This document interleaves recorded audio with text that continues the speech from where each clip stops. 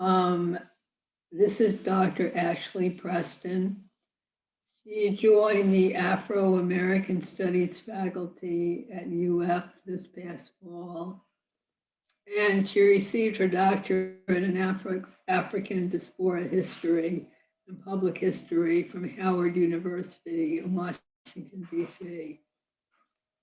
She's a lecturer, and she's been teaching courses in key issues of Black Atlantic thought and Mary McLeod Bethune, Black Women and Social Activism.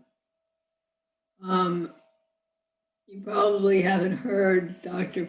Preston talk before, but I'm excited to hear her presentation.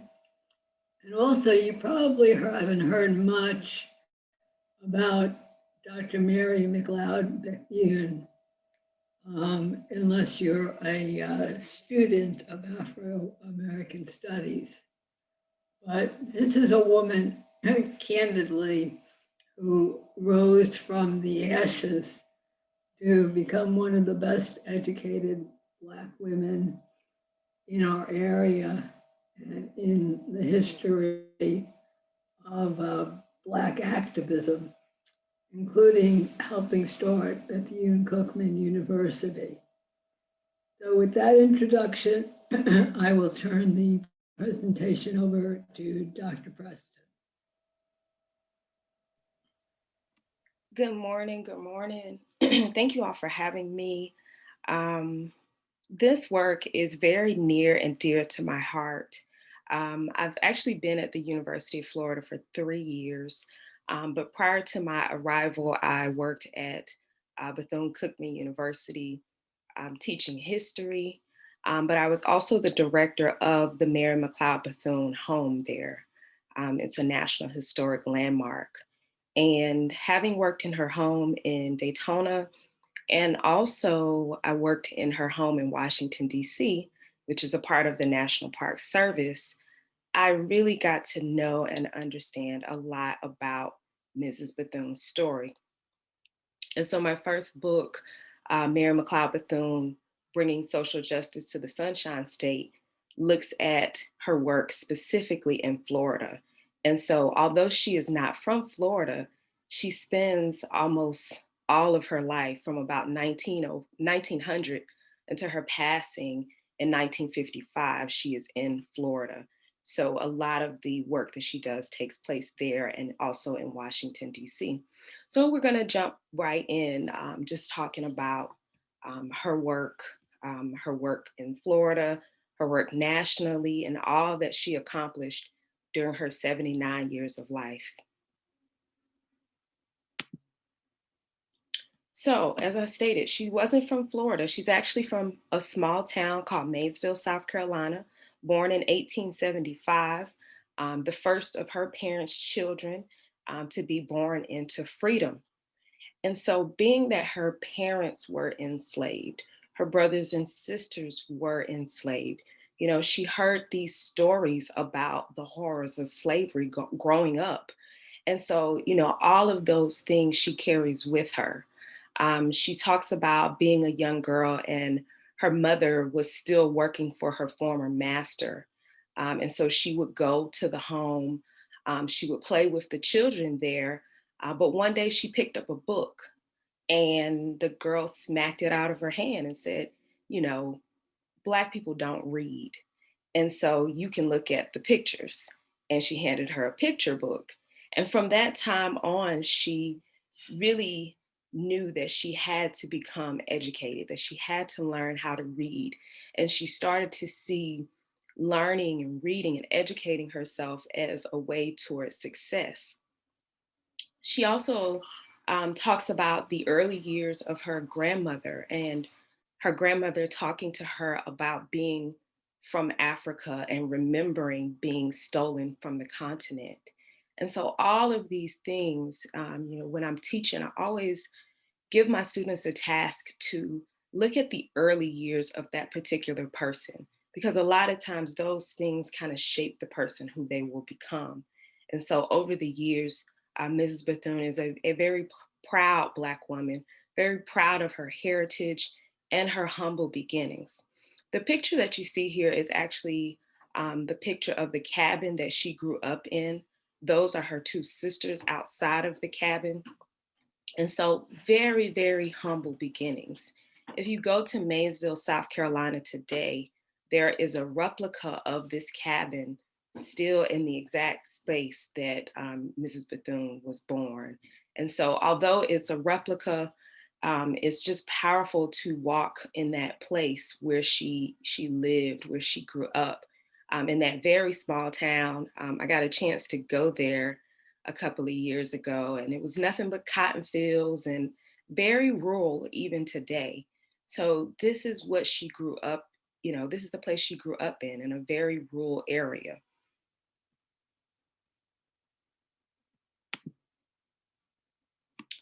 So she ends up going to school. She goes to Barbara Scotia College.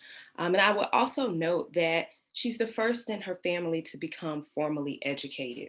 And so with her becoming educated, there are expectations for where her life will go. There's a lot of hope for her. She's born during the time period of Reconstruction. This is a very hopeful time for African Americans overall. And so for Mrs. Bethune, she is fortunate enough to go to school. Much of her education is funded through scholarships and really through people who just believe in her. She then goes to Moody Bible College in Chicago. When she goes to Moody Bible College, there is a feeder program that basically its graduates can go to Africa to become missionaries. So her plan was to become a missionary. But upon graduation, after spending all of this time, these couple of years planning to go to Africa, she's told that she cannot go to Africa.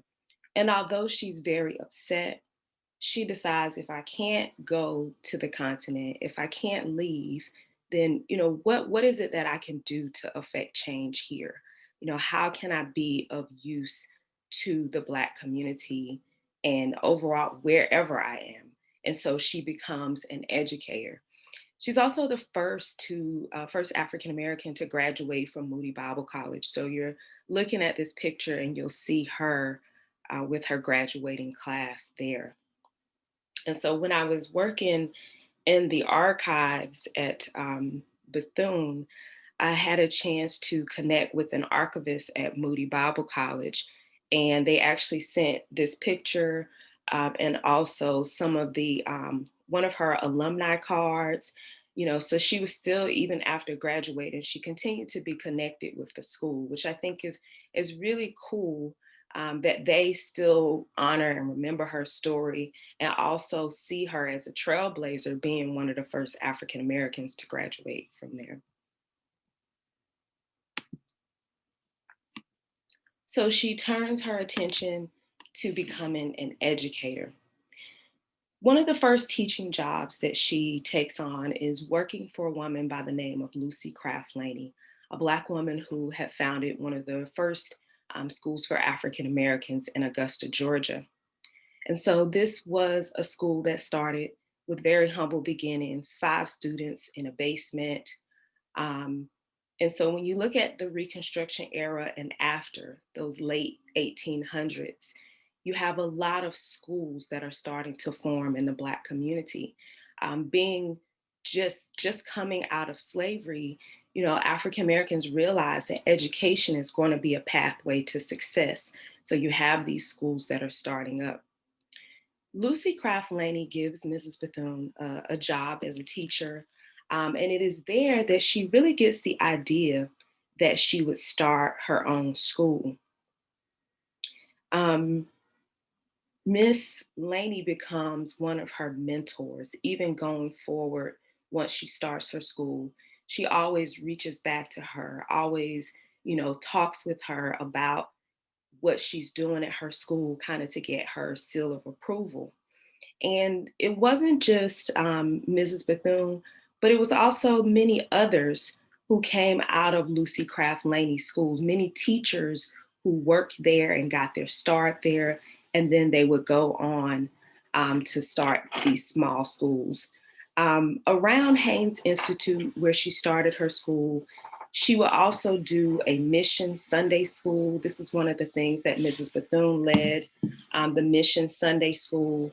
Um, just whatever you can think of as far as the needs of the community, they would do those things. If they needed whatever programs, whatever things were going on, the school was more than just a school. It was a beacon of hope and light for that particular community.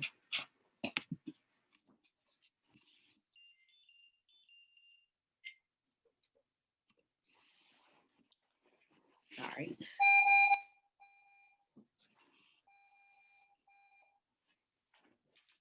So when she starts her school in 1904, so from Lucy Craft Laney, she gets the idea to start her own school.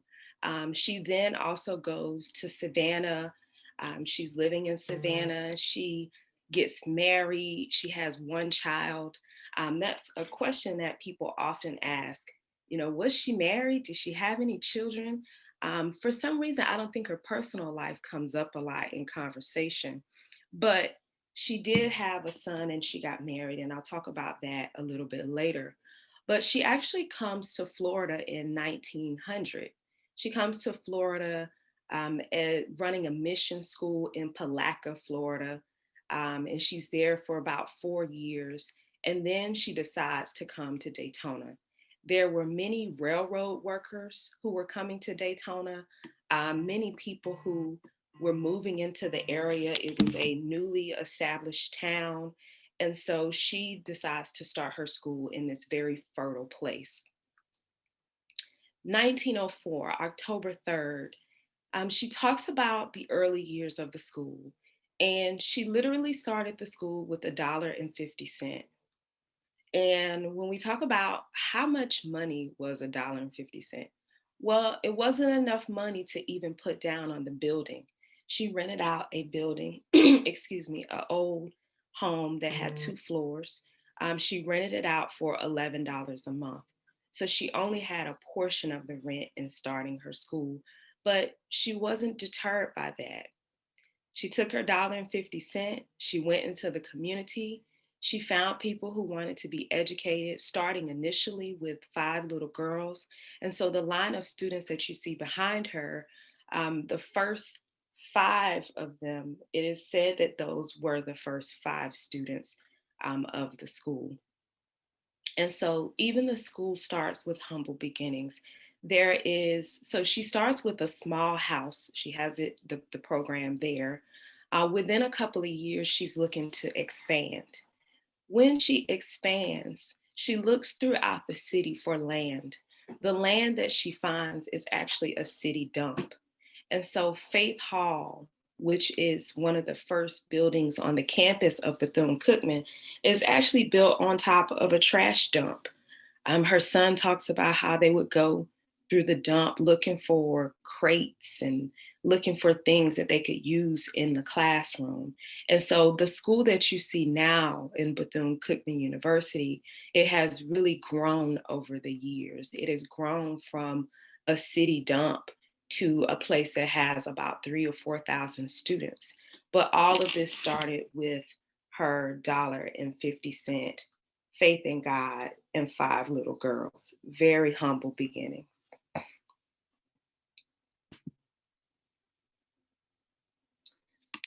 As I said before, in looking at Lucy Craft Laney's school, the same thing applies to Mrs. Bethune's school. It was a space of activism.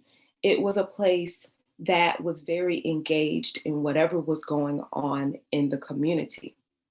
And so in 1911, as a result of taking one of her students to the hospital and being turned away, finally being able to take that student back to the hospital, but finding that they're not getting equal treatment as whites, she decides to start her own hospital.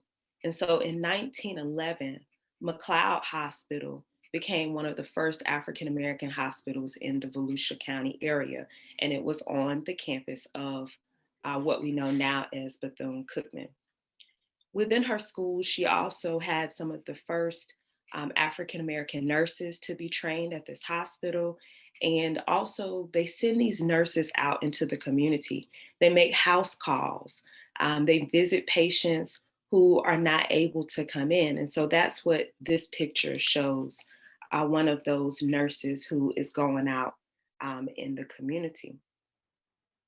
She also creates children's programs for the school. Of course, it was an all girls school, but she starts a Better Boys program.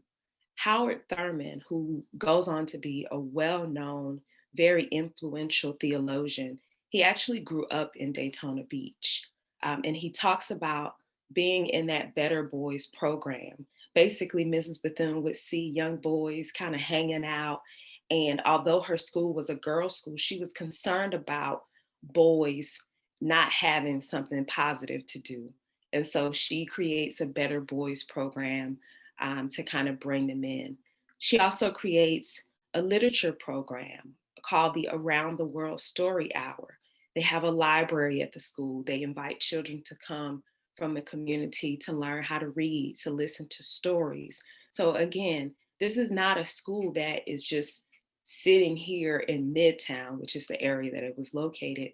It is a school that sees the needs of the community and addresses them in whatever way that they can. And I think that's a really great model for how schools should operate in general. The school should not be separate from the community. You know, the school and the community can together be one.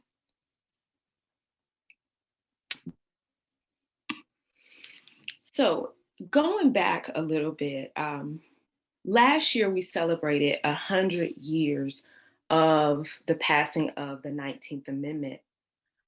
Black women participated in the suffrage movement. This is a picture of Ida B. Wells marching in the suffrage march of 1913 in Washington, D.C. She was a member of the National Association of Colored Women, and she also organized the Alpha Club, which was a suffrage club out of Chicago. And so within this 1913 march, you have Ida B. Wells, who is marching. She shows up to march with the Illinois delegation, but is turned away because she's a Black woman. She allows the march to go on, and then she just jumps right in and decides, hey, I'm going to march with this delegation anyway and take my rightful place. You also have Mary Church Terrell, who is the advisor for Delta Sigma Theta Sorority Incorporated, a newly formed sorority in 1913. These Black women participate in the march, the suffrage march of 1913. And so last year, I was able to do a lot of talks about the suffrage movement and how Black women participated. And all of this relates to Mrs. Bethune's experience because these are her contemporaries. These are the women who are influencing her work. These are the women that, as she goes on with her school, as she goes on to lead these various organizations, these are the members of those organizations.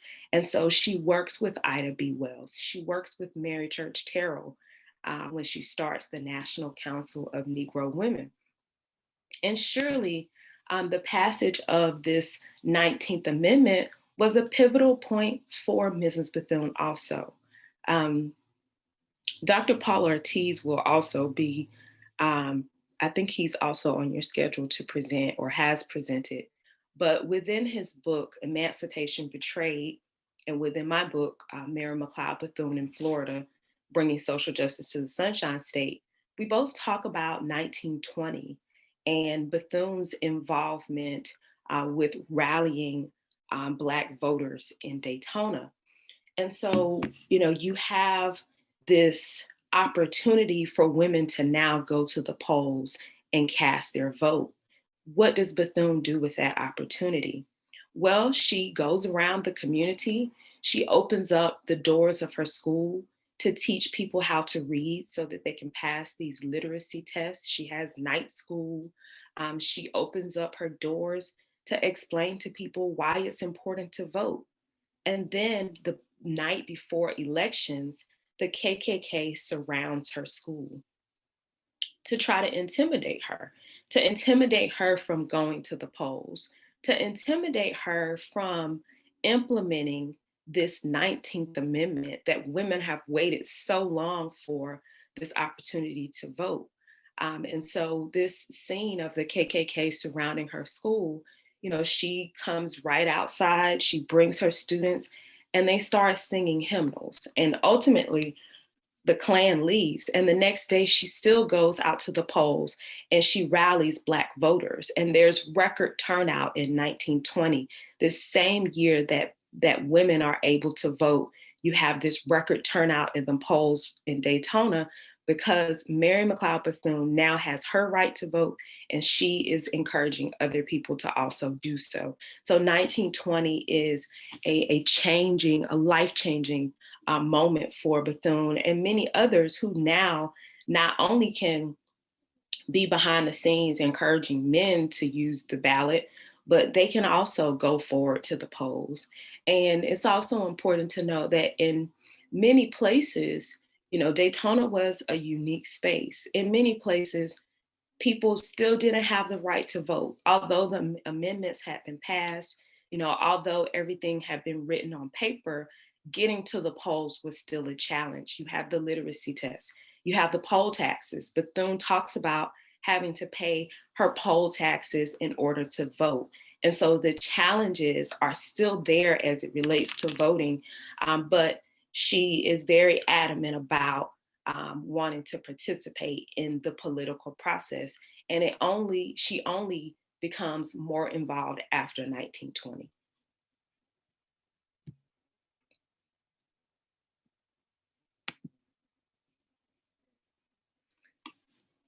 So after 1920, she continues as the president of her school.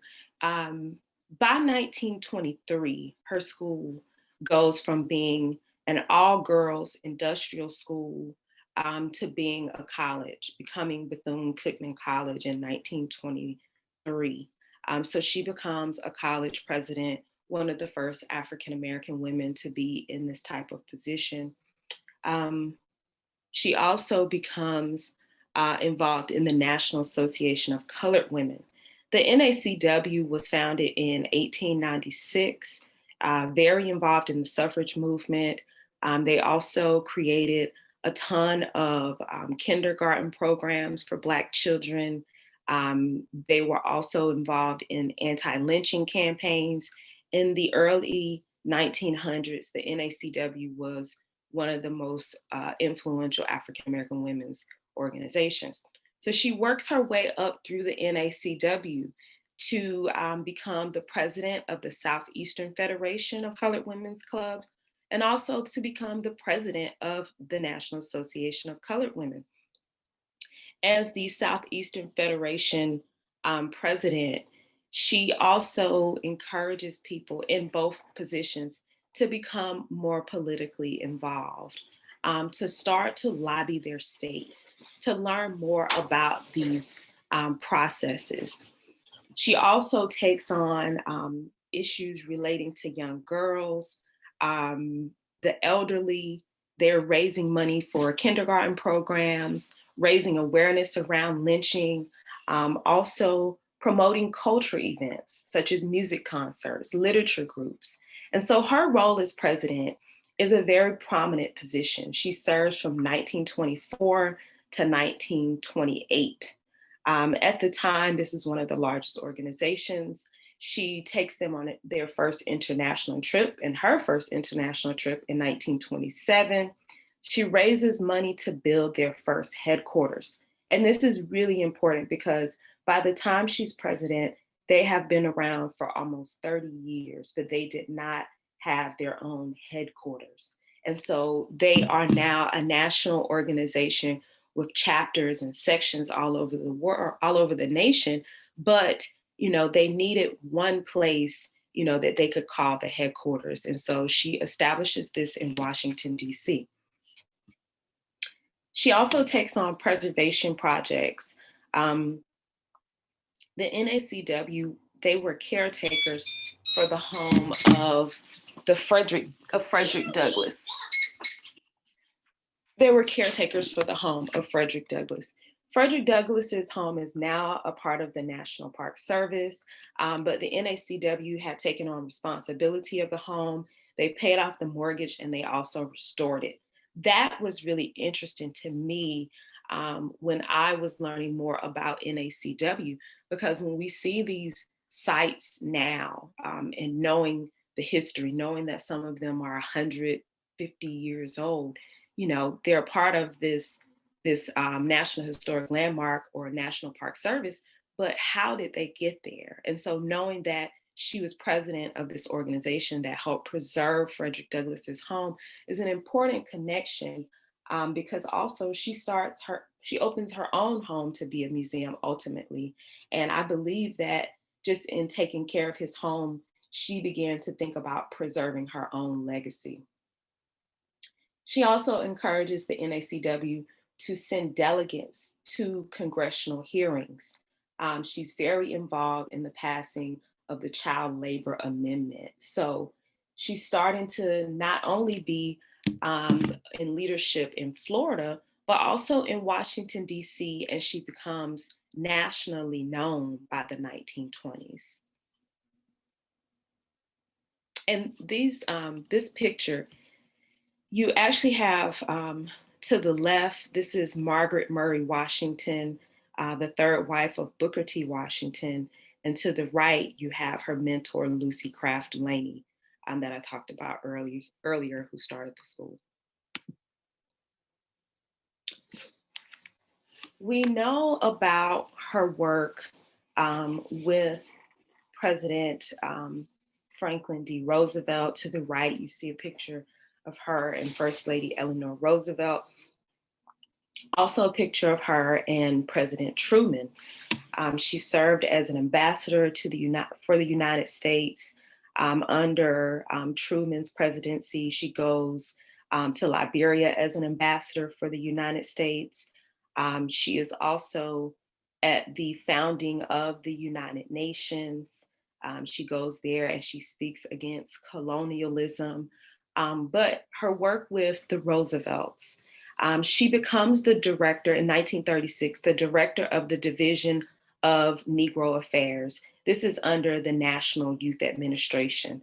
The NYA is tasked with providing economic relief to young people aged 16 to 24 through educational aid, job training skills, and employment opportunities. And so she is a part of this. The 1930s is a very important time with the Great Depression, and they're really trying to get people back to work. They're providing relief, they're providing opportunities for people to try to get things back to normal. And she is a part of this with the NYA working for the Roosevelts. She also becomes one of the first African Americans to head a federal agency through her work with the NYA. So there are many first things that she takes on. And so she's very much a history maker and a trailblazer, paving the way for those to come after her. It is a big deal that she is working with the president. There is a really good cover of Ebony magazine from the 1940s. And it's a picture of her walking into the White House. And the caption is, "My secret talks with the president." And so to have that kind of power, to have the ear of the president, to be a part of the Black Cabinet, which is an unofficial group of African Americans who are working for the Roosevelt administration, who bring the issues of Black America to the president's attention. You know, these are the types of things that she is able to do through her work. Mm-hmm.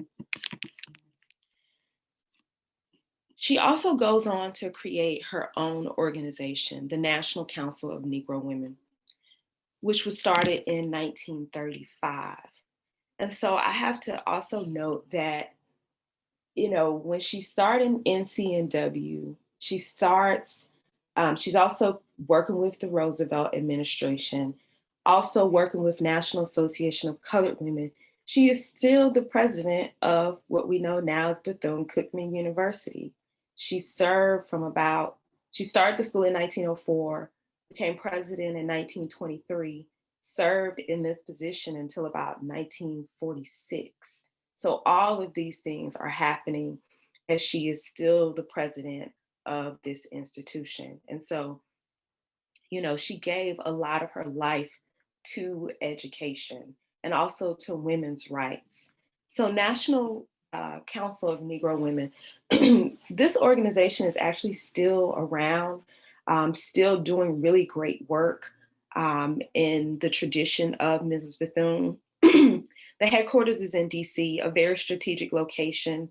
It was an umbrella organization for women's orgs. So you have um, Black women's sororities, auxiliary orgs, all types of things, sororities who become members of National Council of Negro Women. They focus on gathering information, sponsoring educational programs. They host conferences. In 1938, they host the White House Conference on Governmental Cooperation in the Approach to the Problems of Negro Women and Children. And so they are regularly visiting the White House. They are calling for more positions for African Americans within the Roosevelt administration and beyond.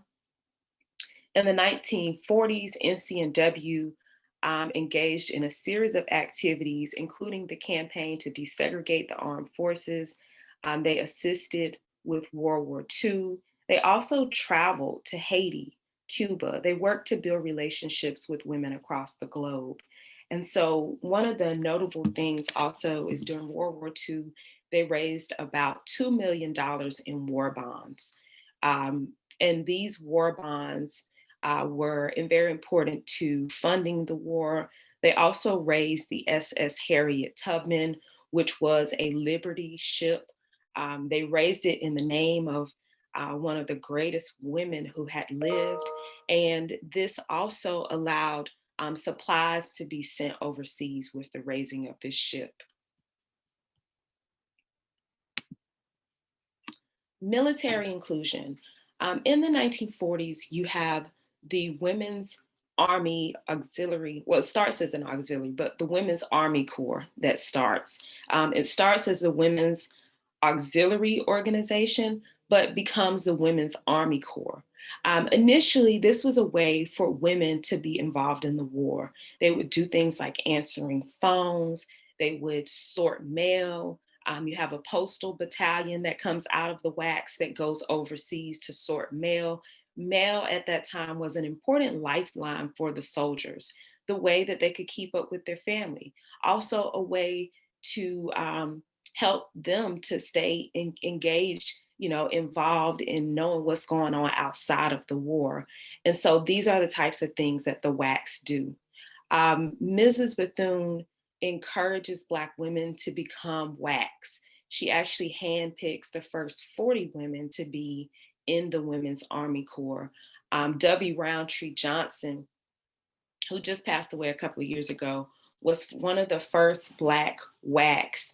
And she talks about hearing Mrs. Bethune having conversations with First Lady Roosevelt and telling her, I want my girls to be involved. She understood that even though the WACs at that time was probably looked at as something very minor, something just to give women a role in the war, something to kind of relieve men of these smaller duties, she knew that this was a pathway into the military. She knew that this was groundbreaking because it was the first time that women would serve in the military in roles other than nurses. And so the WACs is a key point in history for women. And so she is able to select the first 40 WACs, and she really fights for the inclusion of Black women in the Corps, because initially there were only to be white women in the Corps. But because of her influence, because of her involvement with the NYA, she has the opportunity to really voice her opinion and to not only voice it, but to select those women who are in the WACs. She also becomes involved with the Women's Auxiliary for National Defense. This is like a Red Cross type of organization that Black women create to help the soldiers, the families of the soldiers, to provide them with resources. Also, when soldiers are returning, to connect them with job opportunities. And so she becomes involved in the WANs. So she's involved in this military activity in multiple ways, with the raising of the war bonds with NCNW, selection of the WACs, and also the wands. And I love this picture of her in her little wands uniform. Presidential advisor, I talked about her work with President Roosevelt. She was also appointed to the National Child Welfare Commission by President Coolidge and President Hoover. She served in various positions. The NYA, of course, we talked about that. A delegate to the inauguration of President Tubman of Liberia, and she was appointed by President Truman. This is an important note also, because in 1952, she gets to travel to Africa. And this is the end of her life. She passes away in 1955, but finally that dream that she had to go to Africa, that she had pursued with going to Moody Bible College, it is finally fulfilled in 1952. And so not only does she get to go, but she goes as an ambassador for the United States. And it really shows you how her life evolves over time and the success that she's able to really enjoy throughout her life.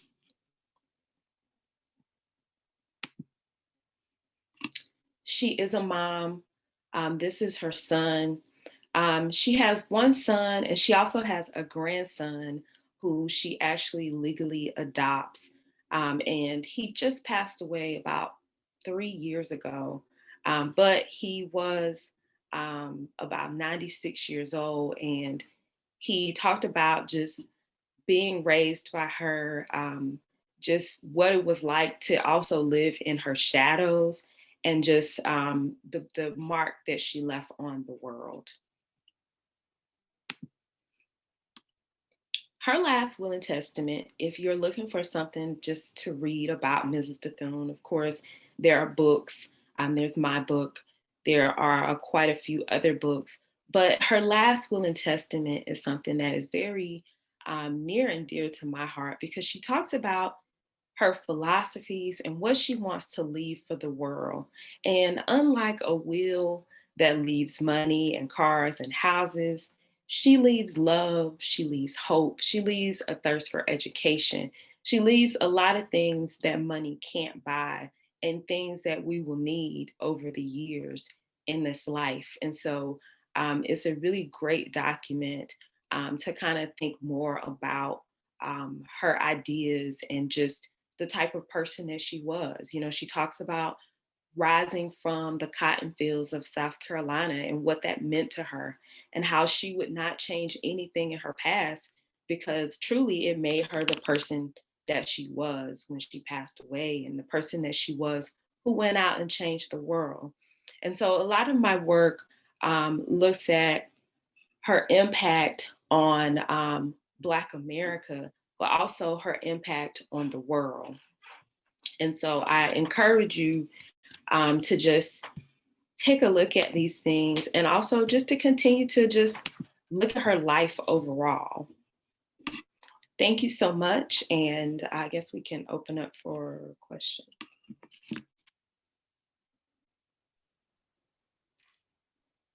Thank you. Ellen, do you want to go make some comments? Ashley, I have a question. Who is supporting what she did and what exists now? Where is the money coming from to support the schools and the national park sites and the related, things that that she helped build and help preserve? Well, her school is now a college. It's a private school. So just as other schools get federal funding and those types of things, and they also have to fundraise, that Oops. they're also, just like any other school, her home is a part of the National Park Service, her home in Washington, D.C.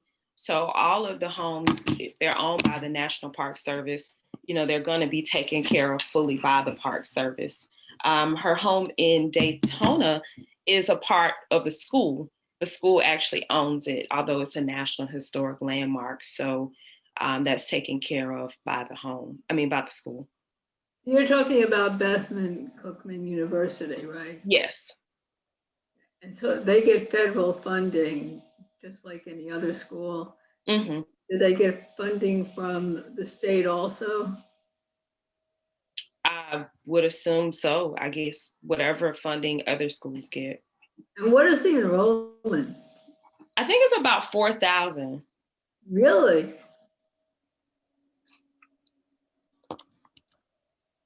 Shirley, go ahead.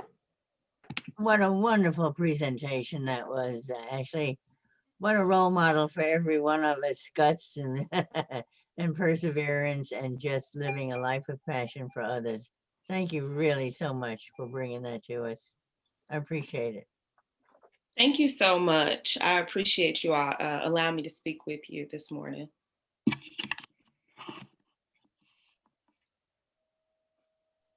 Are there any other comments or questions?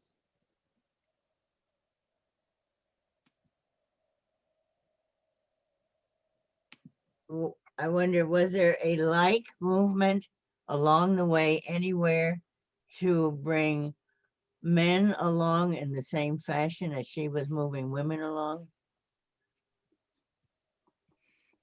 So, I actually started as a historian.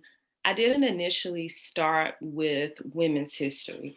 I was focusing on history overall.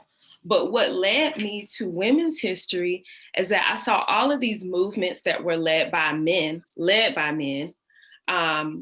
have men in the forefront of the NAACP. You have men in the forefront of the Garvey movement. You have the civil rights era. We, of course, talk about Dr. King more than we talk about the women who started the bus boycott and who were on the ground. And so a lot of times the men have not had to go out and lead a specific, create a specific group because they've always been at the forefront. So it's been the women's issues that have kind of gotten left behind. And so, that really led me to pull these women's stories out from behind the men.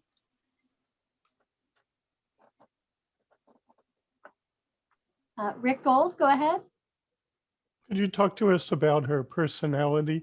What allowed her to network in a way that enabled her to organize all of these important organizations and to make links with politicians at the highest level? A couple of things, really her confidence, her belief. She talks about, I believe in God. She said it's important to believe in God. She said, but it's also important to believe in yourself, and she talks about believing in herself. She really, from a young age, she's very different from her peers. She's always the one to take a leadership role. She's always the one that's thinking more about others than herself. Her mother would tell her, like, you have to stop giving your things away, because she would give her stuff away to other people who needed it. And so she always puts other people's concerns, whatever the concern of the community is, she always puts that at the forefront. And so I think there's no secret sauce, in a sense, for Mrs. Bethune. I think it's belief in herself. I think it's her faith. You have to have faith and confidence to walk up to some of these people that she's talking to. For example, her and her students would go over to the beach side in Daytona, and they would go and they would sing in these wealthy hotels. And at this time, African Americans are not necessarily supposed to be over on the beach side. The beach in Daytona was very segregated to the point where if African Americans were working in the hotels at the beach, at the beaches, they were not even supposed to look out of the windows. But you have Bethune going over to the beach side, taking her students. In doing these things, she meets people like the Gambles, and encourages them to invest in her school. And so she's really just taking chances. She's really just saying like, hey, God, go with me as I go. I've seen her write letters to the New York Times in the early 1900s saying, hey, I have a school in Daytona. It would be great if you would feature my school. Mary McLeod Bethune in Daytona? Who knows? How are you even writing the New York Times? Who are you? But, she was very confident. And, I think sometimes that confidence, people can sense that, and she was very forward thinking. She always had a vision for what she wanted her school to become, even when it was $1.50 in faith in God, that small start.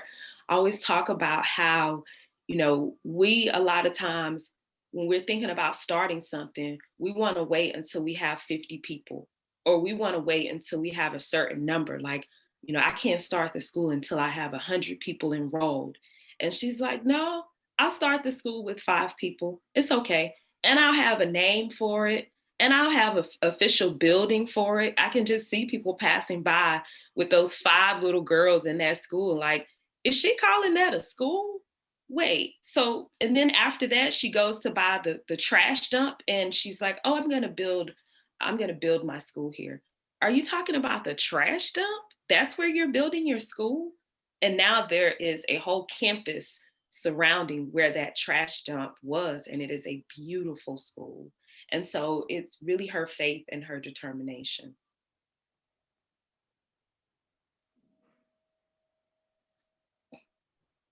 Thank you. Ellen, I don't see any other hands waving.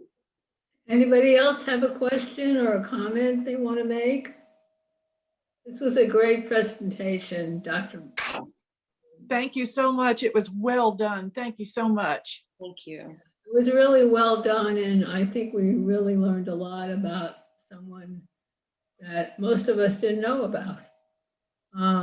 And I think your lectures probably at UF are well attended and very interesting to people who are interested in the Afro-American history, and people like her who really rose from nothing and became very influential in education and building schools and working with the administration.